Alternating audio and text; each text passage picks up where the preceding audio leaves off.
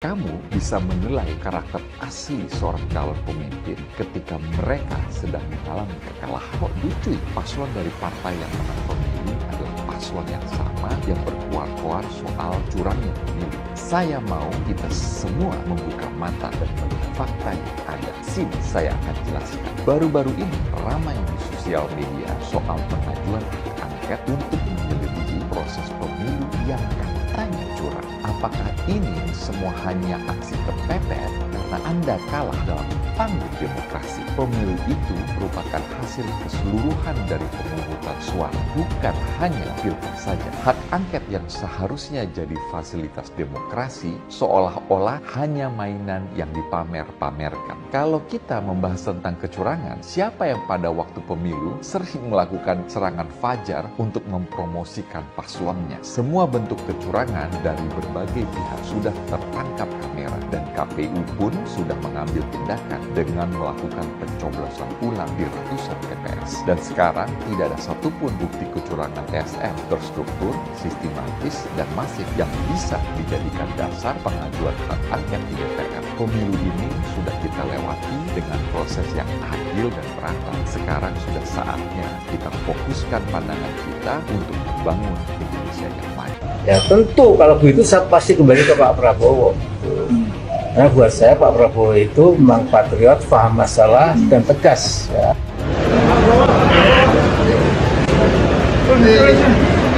Bapak Sironi dari depan ya Pak Jokowi. Selamat ya. Iya ya, terima kasih.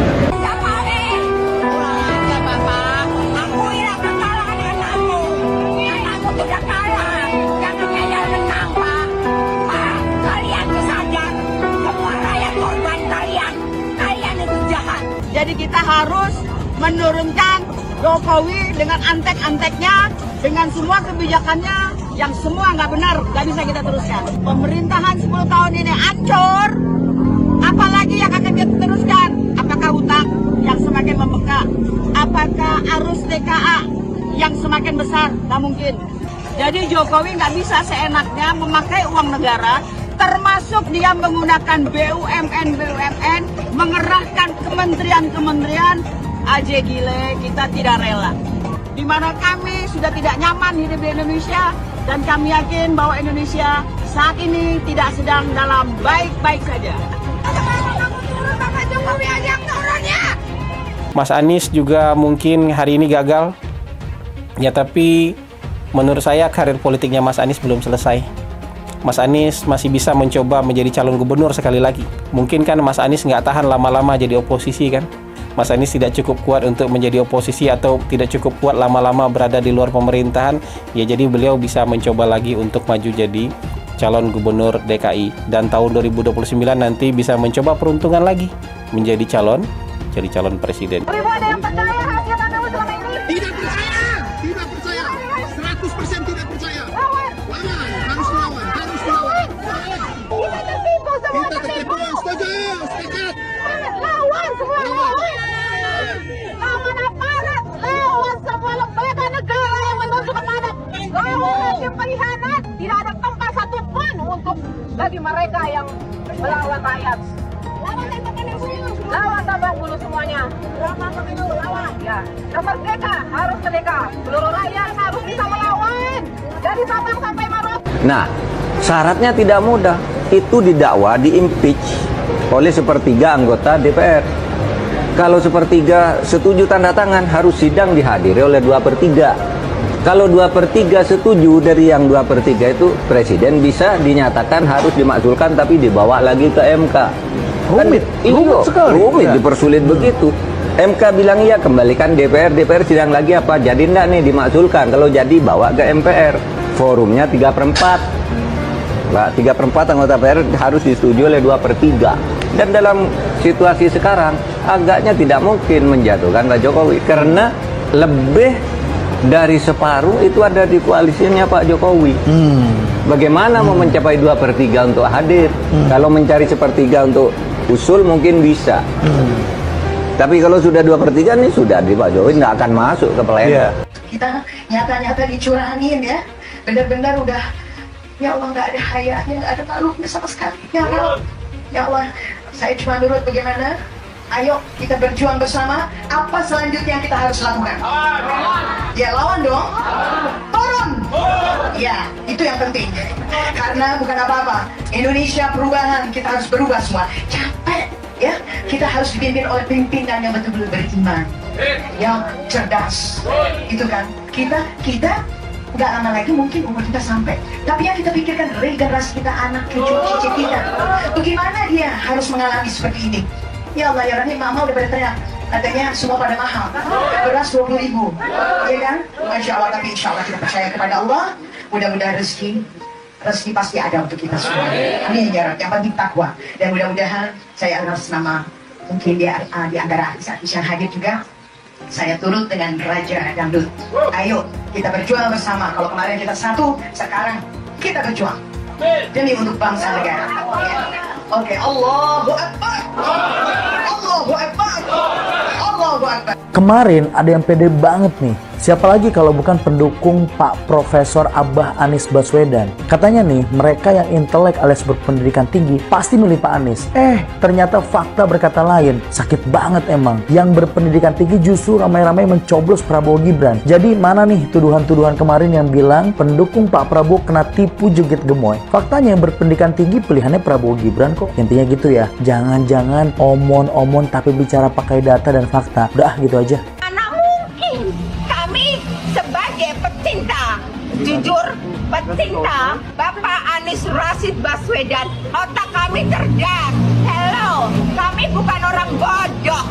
Kami nggak percaya kalau Pak Anies Rashid Baswedan itu kalah. 01 itu menang, 01 menang, di mana-mana itu menang, ya. Karena kami sekali lagi tekankan, wahai Bapak Jokowi, akuilah kesalahannya, akuilah kekalahannya, jangan dibalik. Katanya dapat bocoran nih, udahlah 01 akuin kesalahannya. Hello, nggak mungkin, mustahil. Mustahil kalau 01 kalah. Hakul yakin Allah punya kuasa. Pasti Bapak Anies jadi presiden. Amin. Amin. Presiden. Anies presiden. Ini kemenangan Prabowo Subianto dan Gibran. Jadi yang kalah nangis-nangis saja. Jangan pura-pura bahagia. Nangis saja. Satu silakan nangis. Lepaskan, Tiga, keluarkan ya Mas Adi. Ketimbang jadi bisul, ketimbang jadi penakit, ya kan pura-pura bahagia. Tumpahkan setumpah-tumpahnya.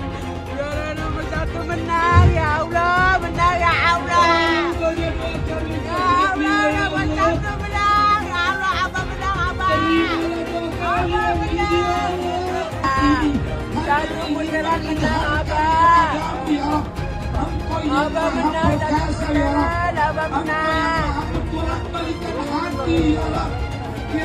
Gue yang dukung Prabowo juga kaget menangnya hampir 60%. Awalnya gue juga gak ngira bakal menang satu putaran. Seandainya satu putaran gue kira bakal menang-menang tipis kayak 5-1, 5-2. Tapi 60 di luar ekspektasi gue banget. Kayaknya harus diubah yang sering dibilang Jawa adalah kunci. Jadi Jokowi adalah kunci. Gubernur Jawa Tengah kalah suara di Jawa Tengah. Itu kan lucu. Nah tapi kalau dari suara ini Anies kalau maju Pilgub DKI lagi kayaknya bisa menang. Kecuali kalau lawannya Ahok lagi. Bah itu baru. Ayo kita bahas kenapa 03 dan 01 bisa kalah. Pertama untuk kubu 03 dulu. Ganjar Mahfud kalah menurut gue karena posisinya gak jelas. Lu dukung apa lu lawan Jokowi? Kadang lu dukung, kadang lu nyerang. Maksudnya kalau pengen melawan Jokowi terang-terangan kayak Anies gitu loh, ada posisinya kelihatan gua ngelawan Jokowi gitu. Makanya kalau lu lihat suaranya Ganjar memprihatinkan. Padahal dulu rencana awal Jokowi buat nyatuin Prabowo dan Ganjar, cuman PDI-nya terlalu percaya diri. Kalau 01 kalah karena mayoritas pemilihnya Gen Z. Dua hal yang paling malas disentuh Gen Z adalah politik dan agama. Lah ini berpolitik bawa-bawa agama, nggak mempan generasi zaman sekarang. Kalian perlu ganti strategi. Gini deh, Gen Z bahas agama aja, itu 3 kata lucu, nggak bisa. Harus ganti strategi, nggak mempan. Mengenai kecurangan, caleg itu ada saksi di TPS, partai ada saksi di TPS, capres, cawapres, kandidat ada saksi di TPS. Di TPS ada Bawaslu, aparat juga ada di sana. Terbuka untuk diambil gambarnya. Saya kira pengawasan yang berlapis-lapis seperti ini akan menghilangkan adanya kecurangan. Tapi kalau memang ada betul, ada mekanisme untuk ke Bawaslu, mekanisme nanti persidangan di MK, sudah diatur semuanya. Jadi janganlah teriak-teriak curang. Ada bukti langsung bawa ke Bawaslu, ada bukti bawa ke MK. Tetapi apapun kita harus menunggu hasil resmi dari KPU. Jadi sabar. Tapi Pak di satu tahun sudah berkomunikasi belum Pak dengan Mas Ojo Gibran? ke susu. Sudah bertemu belum Sabar. Pak sama Mas Gibran? Selamat belum ke Pak Prabowo dan Mas Gibran? Udah, selamat. Telepon ya Pak? Kalau pertemuan apa yang telepon? Sudah ketemu belum Pak? Sudah bertemu Pak? Ketemu langsung. Karisma. Jokowi diserang begitu banyak, tapi dia menang karena apa? Jokowi itu punya harisma. Apa harisma? Yaitu prestasi masa lalu, bukan hanya kritik-kritik. Itulah namanya harisma. Selama Anda hanya mengkritik karena pansos, Anda tidak akan punya harisma. Oke? Saya diberi nilai 11 dari 100. Itu nilai luar biasa. Pertama kali dalam hidup saya terima nilai itu.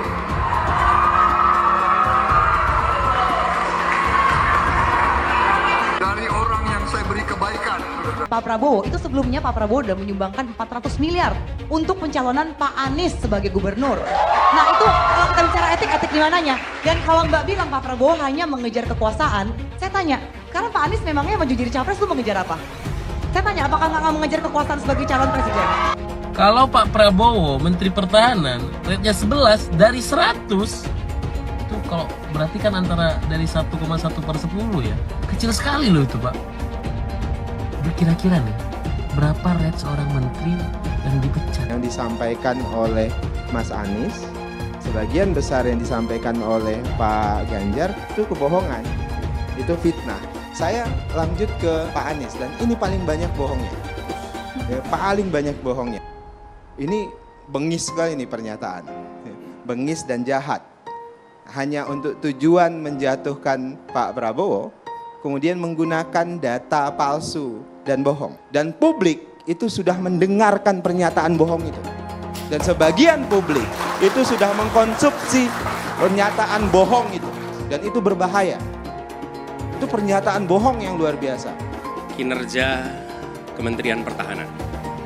Pertanyaannya sekarang terkait dengan pertahanan, berapa skor yang Bapak berikan atas kinerja Kementerian Pertahanan yang dipimpin oleh Bapak Prabowo? Silakan Pak Ganjar. 5 cukup. Skornya justru di bawah 5 Mas Ganjar. Kalau 5 itu ketinggian Pak Ganjar. Terima kasih Pak Ganjar. Anies gak usah takut. Disebut aja angkanya berapa gitu loh. Kayak saya gitu loh. Jangan di bawah 5, sebut aja berapa. 11 Mas, dari 100. Sesudah keputusan MK. Dan kemudian di MK dibentuk MK-MK. Yang hasilnya mengatakan bahwa terjadi pelanggaran etika berat yang menyebabkan keputusan yang dibuat oleh MK secara etika bermasalah. Sesudah Bapak mendengar bahwa ternyata pencalonan persyaratannya bermasalah secara etika, pertanyaan saya, apa perasaan Bapak ketika mendengar bahwa ada pelanggaran etika di situ? Bagaimana perasaan Mas Prabowo? Soal etik. Enggak semua etik. Oposisi itu penting dan sama-sama terhormat. Sayangnya tidak semua orang tahan untuk berada menjadi oposisi. Oke? Seperti sampaikan Pak Prabowo tidak tahan untuk menjadi oposisi. Apa yang terjadi? Beliau sendiri menyampaikan bahwa tidak berada dalam kekuasaan membuat tidak bisa berusaha. Karena itu harus berada dalam kekuasaan. Saya mensyukuri kenapa kalah, kenapa ditahan. Saya bersyukur atas itu semua. Saya coba bayangkan ya, kalau seandainya waktu itu kita menang gitu ya, hari ini belum tentu kita bisa nikmati seperti ini. Kita bersyukur 5 tahun Tuhan izinkan kasih ke orang yang pintar ngomong untuk kerja. Coba kalau kita bayangkan gitu ya, kalau kemarin saya masih jadi gubernur, ini saya udah turun ini. Tapi yang pintar ngomong itu dikira orang hebat kan? Ini lebih berbahaya tahun 2024. Langsung ketahuan karakternya. Langsung ketahuan itu. Di saya juga ada kutipan Pak di kamar saya Pak. Tulisannya, Jakarta telah mengambil keputusan yang fatal. Jangan hanya konsentrasi pada pembangunan benda-benda mati yang indah difoto dan bisa ditunjukkan dalam 5 tahun hasilnya.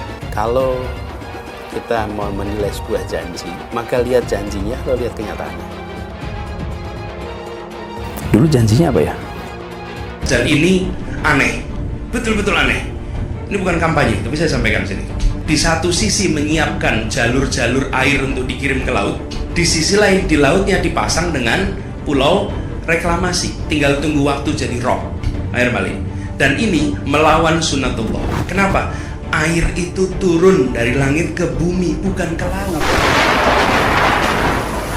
Harusnya dimasukkan ke dalam bumi, masukkan tanah. Di seluruh dunia air jatuh itu dimasukkan ke tanah. Bukan dialirkan pakai gorong-gorong raksasa ke laut. Jakarta telah mengambil keputusan yang fatal. Bukan banjir, itu memang parkir air. Bukan banjir, itu memang parkir air. Masyarakat berkeliling dengan membawa toa untuk memberitahu semuanya, termasuk sirine. KAIBON 82 miliar. Apa alat transportasi yang dimiliki oleh hampir setiap orang? Alat transportasi yang dimiliki semua orang adalah kaki. Kalau seandainya orang Jakarta percaya Pak Anies jadi gubernur pun, saya berani jamin kok dia akan lakukan normalisasi yang sama seperti saya lakukan kok. Gak usah bohong lah. Ketika air sampai di muara, maka siap untuk dipompa ke laut. Pancasila Soekarno, ketuhanan ada di pantai. Anak Tuhan dari mana? Kalau Yesus anak Tuhan, bidangnya siapa? Besok di seluruh wilayah Indonesia akan katakan dan Iblis hanya menggoda orang yang beriman. Makanya jarang-jarang orang kafir kerasukan setan.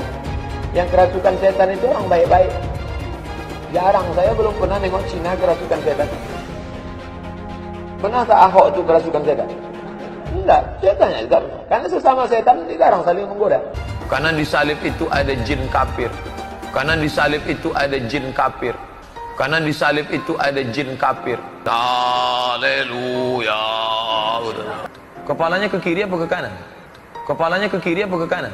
Tetap percaya salib itu lambang mulia, bukan jin. Kok ketawa? Aku nggak nyindir siapa-siapa loh. Saya nggak pernah mundur untuk kebenaran, keadilan, kejujuran. Dan peri kemanusiaan, gue nggak pernah mundur. Dan gue nggak pernah takut juga sama lu. Siapapun yang rasis, gue akan hadapin. Karena rasis itu tidak berperi kemanusiaan. Sama saya ditanya dulu kan, kamu nyesel nggak statement kamu di Pulau Seribu sehingga masih masuk penjara? Tidak pernah nyesel, karena saya mengatakan kebenaran. Relawan Anies yang mayoritas mengasuh khilafah, seperti kadrun FPI dan HTI, ingin melengsarkan Pak Jokowi. Dengan menggunakan politik identitas, relawan Anies akan menggulingkan Jokowi. Tapi pendukung Anies lupa bahwa 82% penduduk Indonesia suka dengan kinerja Pak Jokowi. Ingat, di belakang Anies ada ormas pengasuh khilafah, seperti FPI, HTI, PA212. Saya yakin sebentar lagi karma Ahok akan mengejar Anies Baswedan. Berita diadukannya Ganjar Pranowo ke KPK itu sebenarnya nggak bikin kaget saya.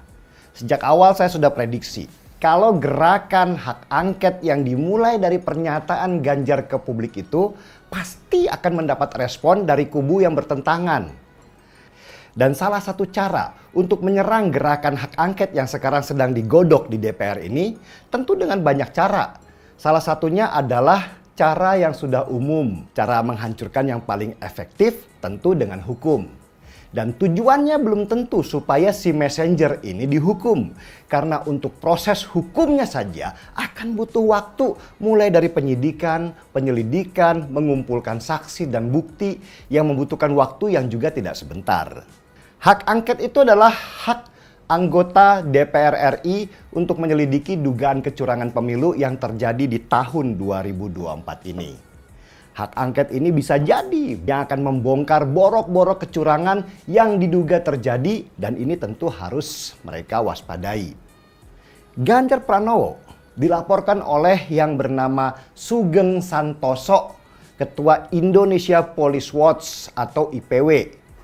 Dan menurut Sugeng, Ganjar dicurigai mendapatkan gratifikasi dari Direktur Bank Jateng. Sugeng Santoso yang melaporkan Ganjar ke KPK ini, dia bilang ada cashback sekitar 16% dari direksi Bank Jateng yang berasal dari premi dan dibagikan ke beberapa pihak termasuk Gubernur Jateng waktu itu, yaitu Ganjar Pranowo. Sugeng Santoso yang melaporkan Ganjar ke KPK itu adalah kader Partai Solidaritas Indonesia atau PSI. Dan tahun ini dia juga ingin mencalonkan diri menjadi wali kota Bogor. Kita bisa menyimpulkan sendirilah apakah ada bau politisasi di kasus pelaporan Ganjar ke KPK ini, atau memang sekedar cari nama supaya bisa dikenal oleh masyarakat karena sudah memanfaatkan nama Ganjar. Ganjar Pranowo sudah membuktikan bahwa dirinya itu bersih dari korupsi. Bahkan Jawa Tengah di bawah kepemimpinan Ganjar Pranowo pernah mendapatkan penghargaan 3 kali berturut-turut dari KPK. Jadi sebenarnya nggak ada alasan mencap Ganjar Pranowo sebagai koruptor. Hanya berdasarkan berita ada yang melaporkan Ganjar ke KPK kemudian menghakimi dia sebagai koruptor. Yang menarik, proses pelaporan itu berbarengan dengan gerakan hak angket yang digulirkan oleh Ganjar dan diproses oleh beberapa partai untuk mengungkap kecurangan pemilu. Saya sendiri merasa ada yang ingin mengalihkan keributan hak angket itu dengan berbagai isu. Salah satunya isu pelaporan Ganjar ke KPK ini. Tudingan ini tentu harus dibuktikan dulu ya, dan ini membutuhkan waktu untuk prosesnya. Tapi kan bukan proses itu yang mereka butuhkan, melainkan propaganda yang ingin menjatuhkan nama baik Ganjar Pranowo, apalagi dalam proses hak angket yang semakin kencang ini. Jelas nuansanya politis sekali. Mereka memframing bahwa siapapun yang dilaporkan ke KPK itu sudah pasti tersangka korupsi. Situasi pelaporan Ganjar itu sudah pasti seperti ini. Bukan urusan hukumnya yang dipentingkan oleh si pelapor. KPK seharusnya mengumumkan ke publik nanti bahwa Ganjar tidak terlibat dalam kasus dugaan gratifikasi ketika KPK sudah menyelidiki. Jangan diam saja dan membuat publik jadi punya persepsi sendiri seperti kasusnya IKTP, di mana Ganjar sudah terbukti tidak menerima uang tetapi tidak diumumkan secara terbuka dan digoreng-goreng terus. KPK sendiri jelas nggak bisa menghindar dari situasi ini. Karena KPK itu harus membuka pintu buat siapapun yang melapor kepada mereka. Saya sendiri pernah dilaporkan oleh beberapa orang ke KPK karena dituding mendapatkan gratifikasi. Padahal kan saya bukan pejabat negara. Ya nggak mungkin lah KPK mau mengurus kasus yang urusannya adalah swasta. Tetapi sebagai lembaga hukum, pastilah KPK akan mempersilahkan siapapun untuk melapor ke lembaganya. Ganjar Pranowo sendiri ketika dikonfirmasi mengatakan bahwa dia nggak tahu menau dan tidak menerima gratifikasi kasus Bank Jateng yang dilaporkan ke KPK itu. Tapi Ganjar sendiri tidak ingin berkomentar lebih jauh karena dia juga tidak mau memberi panggung pada pelapornya yang kader PSI itu dan yang pengen mencalonkan sebagai wali kota Bogor itu. Lagian ngapain sih ngasih panggung ke orang yang sekarang sedang pansos? Relawan Anies semakin beringas dan Anies semakin galau. Dengan menggunakan politik identitas, relawan Anies akan menggulingkan Jokowi. Relawan Anies yang mayoritas pengasuh khilafah seperti kadrun FPI dan HTI ingin melengsarkan Pak Jokowi. Tapi pendukung Anies lupa bahwa 82% penduduk Indonesia suka dengan kinerja Pak Jokowi. Saya pikir kalau terjadi baku hantam, maka ada 82% yang akan menghajar kadrun pengasuh khilafah itu. Nasdem pun semakin pusing melihat Anies, karena elektabilitas Anies semakin jatuh.